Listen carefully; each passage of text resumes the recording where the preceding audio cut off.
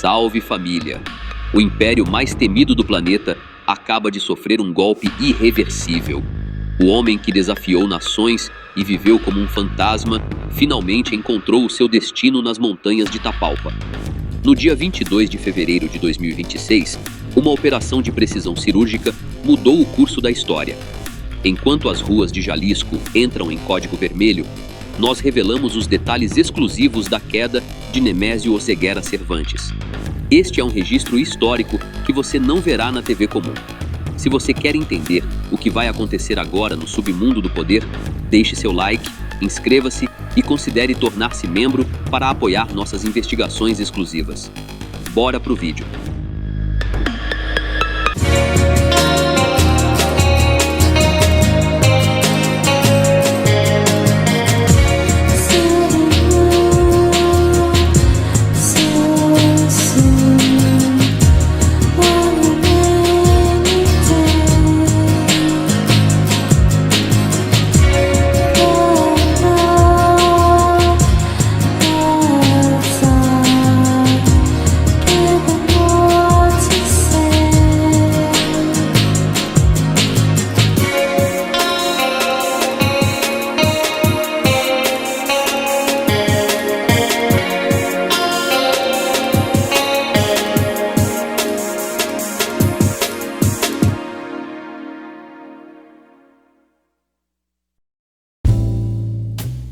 O amanhecer do domingo, 22 de fevereiro de 2026, não trouxe a calmaria habitual às terras altas de Jalisco. Antes mesmo que os primeiros raios de sol tocassem as torres da Catedral de Guadalajara, o horizonte já estava manchado por densas colunas de fumaça negra. O que o mundo estava prestes a testemunhar não era apenas mais um surto de caos, mas o colapso de uma era. Nas artérias vitais que ligam o estado ao restante do México, o cenário era caótico. Caminhões de carga, transformados em carcaças retorcidas pelo fogo, serviam como barricadas improvisadas. Estes narcobloqueios, uma assinatura tática de terror, foram o anúncio visual e implacável de que algo monumental havia ocorrido no coração do império. O silêncio sepulcral das autoridades federais, nas primeiras horas da manhã, contrastava com o frenesi digital. Enquanto o gabinete de segurança se reunia às pressas na Cidade do México, o eco nos portais do El Universal e Reforma tornava-se ensurdecedor e unânime. A caçada havia terminado. Nemésio Oseguera Cervantes, o homem que por mais de uma década foi o fantasma mais procurado das Américas, o líder supremo do cartel Jalisco Nova Geração, fora finalmente abatido. O Mencho, que construiu seu poder sobre uma montanha de fentanil e um exército de mercenários, não era mais uma ameaça invisível nas montanhas. A queda do capo, confirmada por fontes militares de alto escalão nesta manhã, encerra um capítulo sangrento e abre uma ferida de incerteza sobre quem herdará as rotas e o arsenal do cartel mais expansivo do planeta. O México não apenas acordou sob fumaça, mas sob o peso de uma pergunta inevitável: o que acontece quando a cabeça da serpente é finalmente cortada? O cenário para o epílogo desta caçada não foi uma mansão urbana, mas o terreno acidentado e neblinoso de Tapalpa. Este município, incrustado na Sierra Madre Ocidental, serviu por anos como o santuário inexpugnável do cartel Jalisco Nova Geração. Ali, entre densas florestas de pinheiros e desfiladeiros que desencorajam qualquer aproximação terrestre, El Mencho acreditava estar protegido por um cinturão de aço. Uma rede de informantes, radares humanos e guardas pretorianos que mantinham o Estado mexicano à distância de quilômetros. No entanto, as primeiras luzes deste domingo trouxeram uma incursão tática de precisão cirúrgica. Diferente das operações frontais do passado, as forças de elite do Exército e da Marinha do México utilizaram a cobertura da escuridão e tecnologia de supressão de sinal para cegar as comunicações do Jalisco Nova Geração.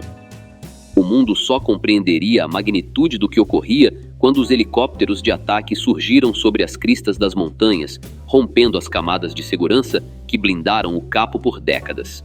O alvo era o homem que personificava uma trajetória improvável e sangrenta.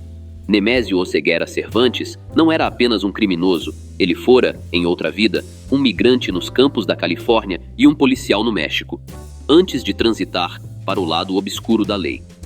Essa dualidade deu a ele o conhecimento tático para ascender como o capo de capos mais procurado do planeta. Sob o fogo cruzado de uma operação de grande envergadura, que envolveu comandos de forças especiais e apoio aéreo pesado, o fantasma de Jalisco finalmente materializou-se em um corpo vulnerável. As notícias dos jornais mexicanos recentes confirmam. A resistência foi feroz, mas de nada adiantou.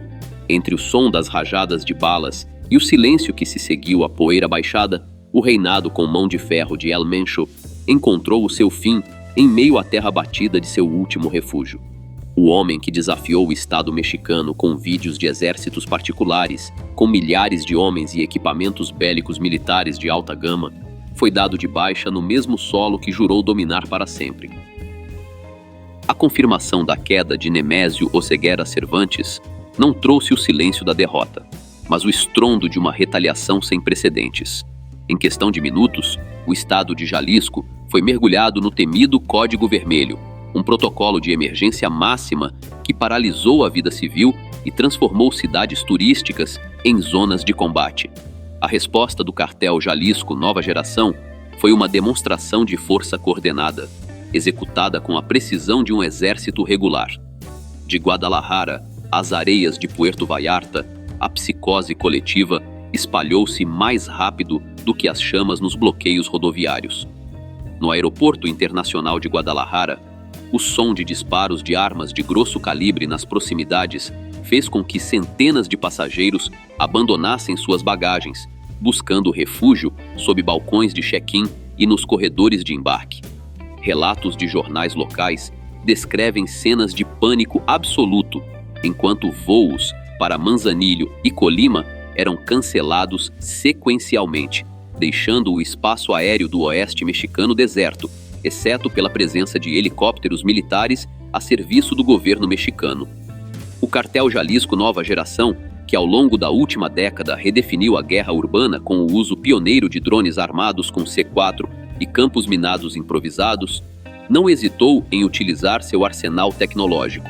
Relatórios de inteligência indicam que enxames de drones sobrevoaram instalações governamentais em Zapopan, deixando um rastro de destruição que serviu como o último e sangrento recado de fidelidade ao seu líder caído. O México hoje segura o fôlego. Não se trata apenas de capturar ou abater um homem. Trata-se de enfrentar uma estrutura paramilitar que, mesmo órfã de seu criador, demonstra uma capacidade letal de paralisar uma nação.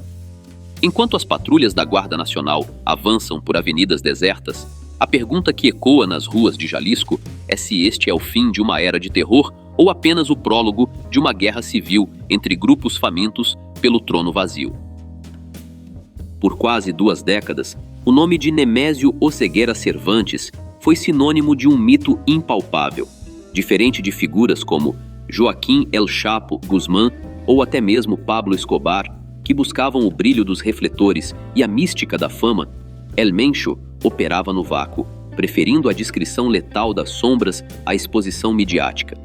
Foi sob esse manto de invisibilidade que ele arquitetou o cartel Jalisco Nova Geração, transformando uma célula dissidente em um império transcontinental que inundou os mercados globais com toneladas de fentanil e coca, redefinindo o conceito de cartel como uma corporação paramilitar moderna. No dia 22 de fevereiro de 2026, a cifra astronômica de 15 milhões de dólares, a recompensa oferecida pelo Departamento de Justiça dos Estados Unidos, perdeu oficialmente o seu destinatário. O cartaz de procurado da DEA agora recebe o carimbo de falecido, mas o fechamento dessa conta não traz alívio imediato para o povo mexicano e nem para seu governo. A história do narcotráfico ensina que o vácuo de poder é o elemento mais instável da geopolítica do crime. O fim de um homem raramente significa o armistício de uma guerra. Enquanto as cinzas dos bloqueios em Jalisco ainda esfriam, analistas de segurança e agências de inteligência observam com profunda apreensão o que os jornais El Universal e a Infobae México chamam de o Grande Fragmento, com a queda da cabeça da serpente, a estrutura vertical do cartel Jalisco Nova Geração enfrenta o teste de fogo da sucessão. O trono do submundo está vazio e, historicamente, a disputa por esse lugar de honra e infâmia é escrita com quedas de inocentes e rivais.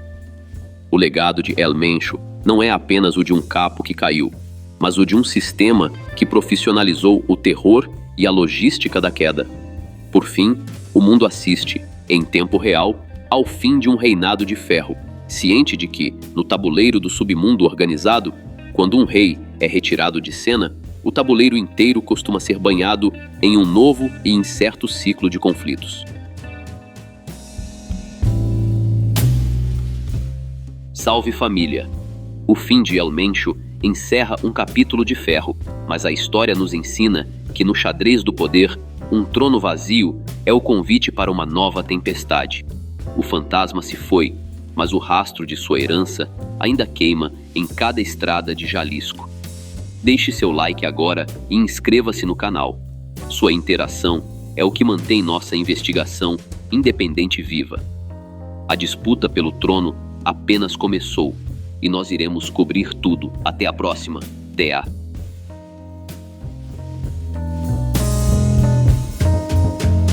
Galera, rapidinho. Se vocês curtem o conteúdo aqui do canal e querem dar aquela força sem gastar nada a mais por isso, prestem atenção nessa dica. Sempre que vocês comprarem qualquer coisa na Amazon, seja um livro, fone, celular ou até um cabo USB, usem o meu link de afiliado que está aqui na descrição. Quando você compra por lá, a Amazon me paga uma pequena comissão, sem mudar absolutamente nada no valor da sua compra. É uma forma simples e gratuita de apoiar o canal. E você ainda garante os produtos que já ia comprar. Então já sabe, né?